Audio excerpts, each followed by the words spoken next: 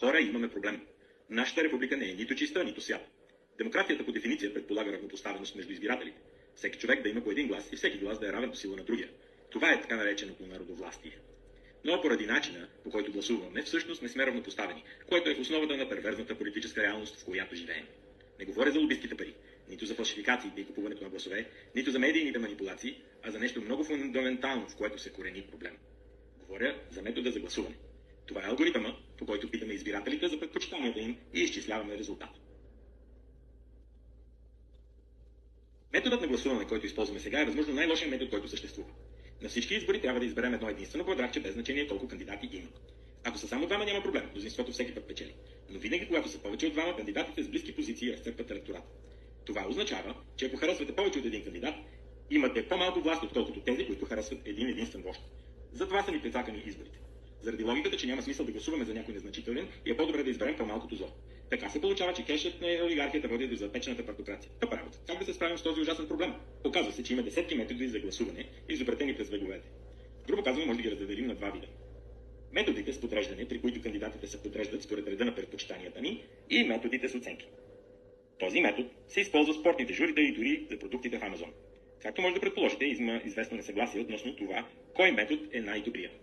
Учените политолози, които през годините са разработили критерии, по които да оценяват различните изборни системи, и когато един метод не отговаря на даден критерий, този метод се счита за лош.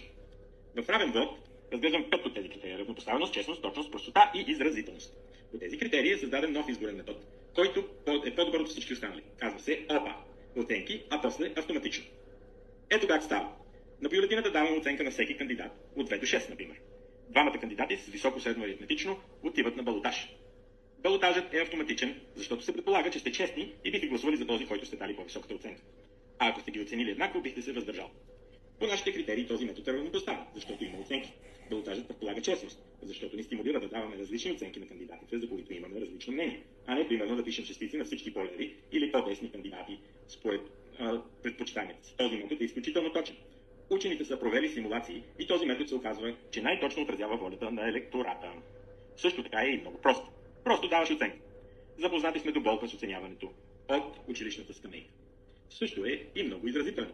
Не е като просто да наредиш кандидатите, а има нива на подкрепа, с които можеш да изразиш предпочитанията си с оценките. Но този метод никога не е ползван до сега в избори на национално ниво. Защо? Защото е съвсем нов. Изобретен е тук, в община Лейн, щата Орегон. Това става случайно, като компромисен вариант, след дебат между водещите американски учени, подкрепящи изборните методи чрез подреждане или оценки, и всъщност обединява предимствата и на двете. Така че ако искаме да поправим демокрацията, всъщност